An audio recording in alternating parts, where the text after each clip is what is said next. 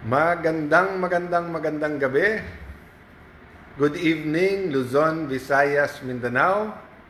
Mga kapatid nating sa ibang bansa, ating pong mga mahal na OFWs at saka ating pong mga second, third generation na nasa Europe, Japan, US, Middle East, all around the world. Magandang hapon or magandang gabi na po sa inyong lahat. So first, let's praise God. Productive day. Medyo long day kasi nga po first time na nilipat yung schedule. 10 a.m. na yung ating impeachment trial, and then pagkatapos diretso na sa session, meetings in between. Medyo maaga lang natapos today, but we expect na Monday to Wednesday ay mahahabang araw dito po sa Senado.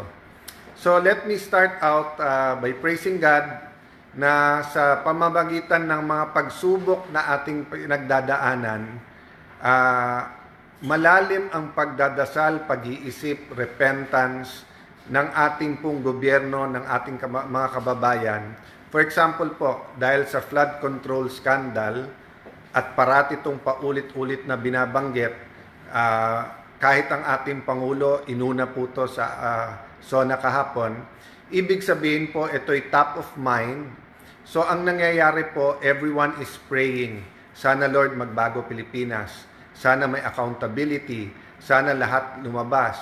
And also because of that, on the toes, lahat ang pero naka-attention lahat ng politiko, whether very corrupt, not corrupt. Kasi nga, alam na nandyan lahat ng mata. So siguro shout out sa mga taga DPWH, naghihintay pa rin, Secretary Dizon, ang buong bansa, ano yung major reforms para sure tayo na ang kikita talaga legitimately maganda gawa yung mga contractors. Pero yung iba't ibang mga sistema, na 15, 20, 30% ghost ay mawala. So, of course, this is for all departments, no? Whether yan ay sa DOH, bago ang secretary dyan, dami-daming balita dyan na, yung balita dyan sa, sa DOH, walang delivery pero magaling dumiliver. Walang mga deliveries pero magaling mag-deliver. Yung walang mga deliveries, ibig sabihin po, katulad sa pagbibili ng mga gamot, bakuna, yung flu shots, delay o wala, hindi ko naman alam kung ano ibig sabihin nilang magaling mag-deliver. No? Kasi usually, pag sinabi magaling mag-deliver, ibig sabihin, you get the job done. Di ba? Corruption is in our culture, that's why we have to change that. So I praise God na ginagamit niya ang mga struggles ng ating bansa ngayon. Yun nga lang po, so, while we're praising God, we're asking Him for mercy kasi, as usual po, ang tinatamaan yung pinakamaliit, di ba? So, for example, pagtaas ng presyo ng langis, lahat umaaray, pero syempre, yung oil companies kumikita, pero yung ating pong tricycle drivers, jeepney drivers, ang ating pong mga may negosyo na, let's say, yung mga naghahatid ng gulay galing po sa La Trinidad, apektado sila, no? So it's a special day then because we want to say happy birthday, Senator Kuya Dante Marcoleta. Miss na miss ka na namin dito sa Senado. Hindi mo man lang naumpisahan yung impeachment process, no? Assalamualaikum sa ating mga kapatid, sa lahat po, kung ano man religion nyo, nagpapaabot kayo na pinagdadasal nyo kami. Thank you po. Ruth Espia. Yan ang espiya na gusto natin.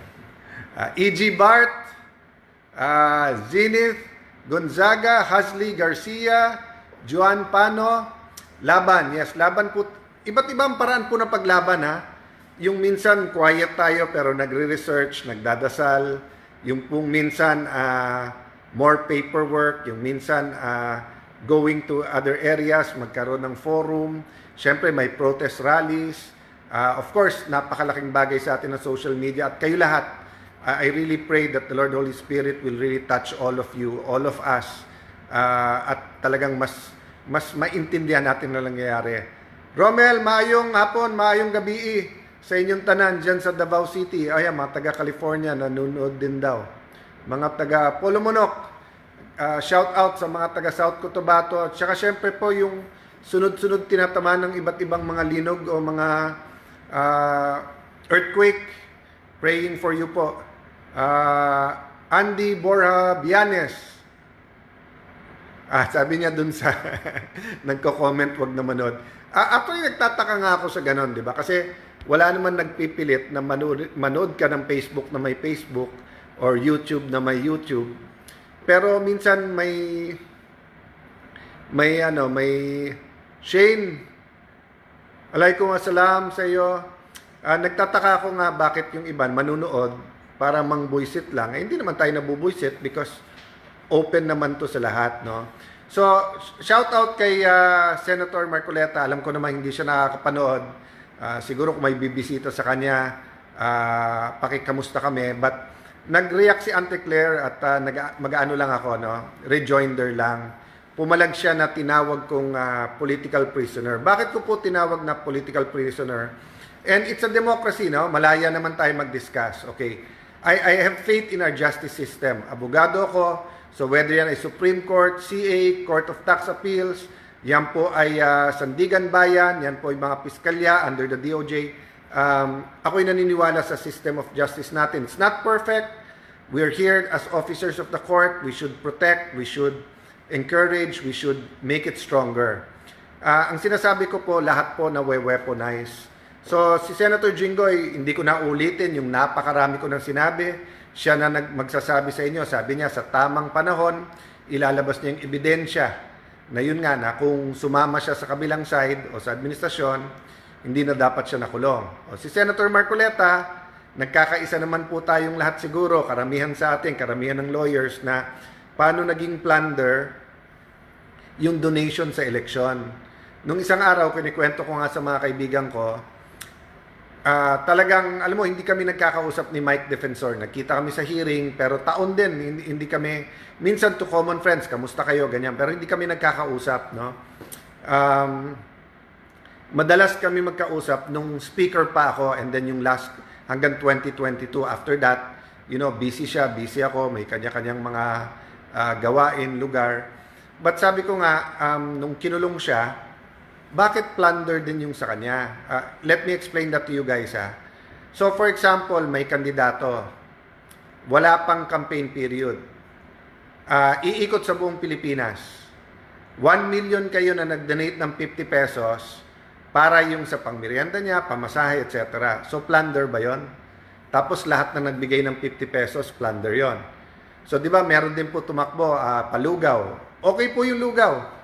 Kasi nakakatulong na yon, tapos maganda yung symbolism, tapos ambag-ambag.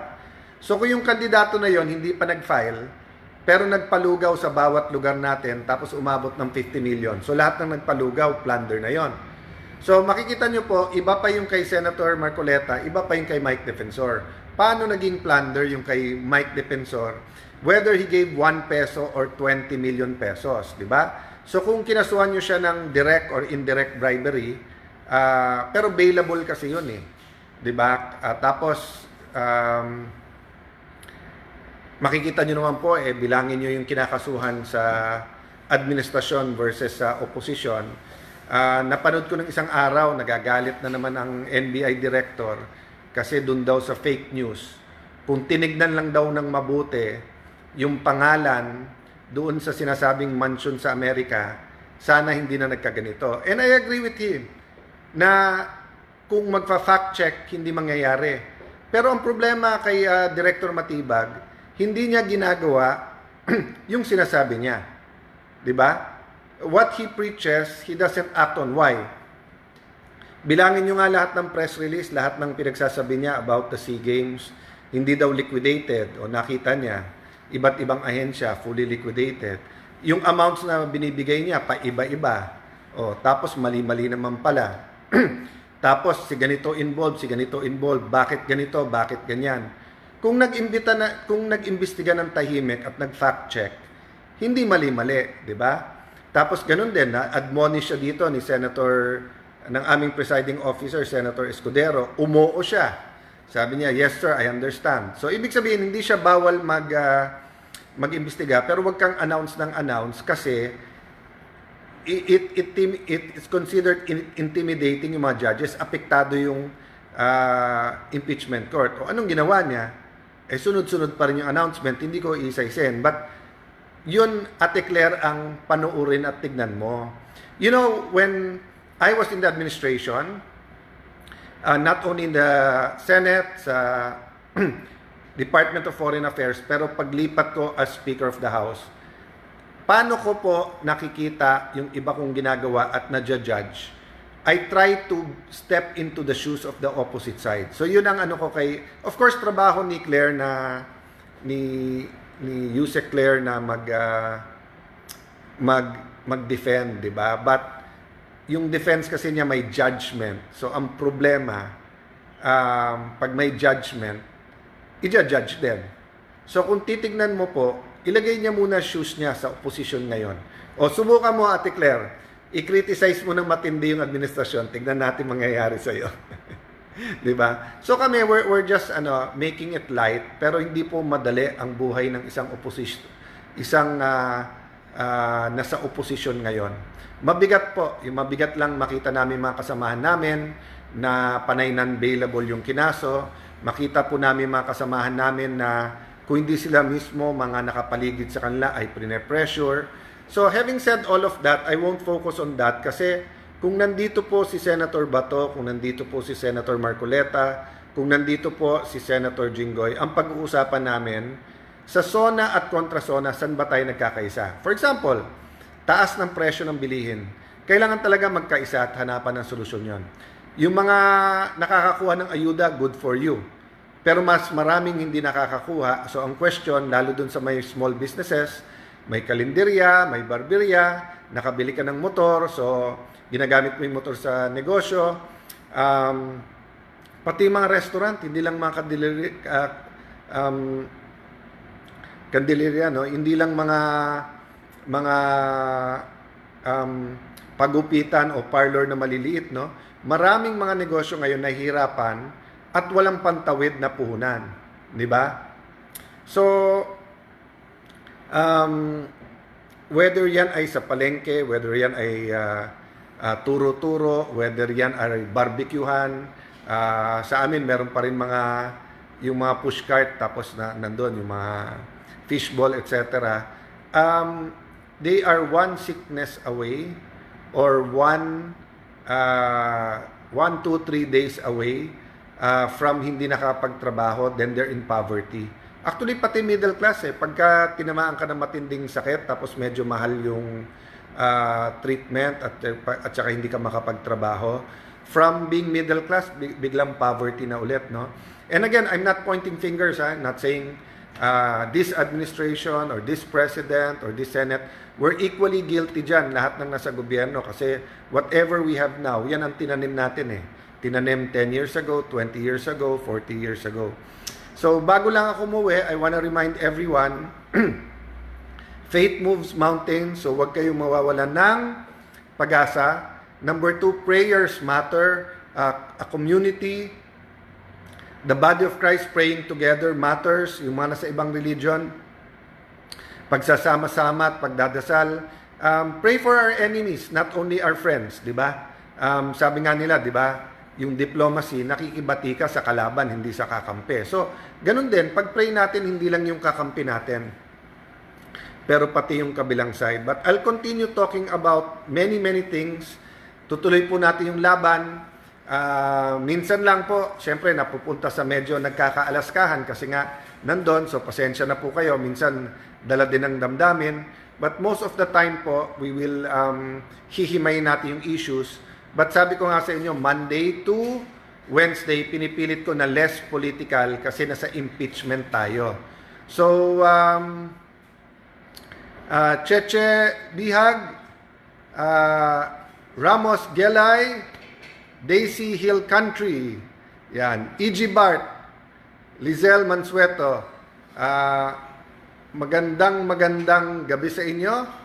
Kalahati pa lang ng linggo. Mag-post din kayo kung anong gusto natin topic, no? But yun nga, nagkakaroon ng consensus dito. Nag-uusap din kami ng majority at we're trying to build bridges kasi hindi namin mapapasa yung mga dapat mapasa kung walang sistema pagkakaisa. So yung taas ng presyo ng kuryente, yun nga, yung tinutulak ko po, yung anti-stunting, yung tulong po sa buntis or yung first 1,000 days, di ba, sa pagkabuntis hanggang pinanganak.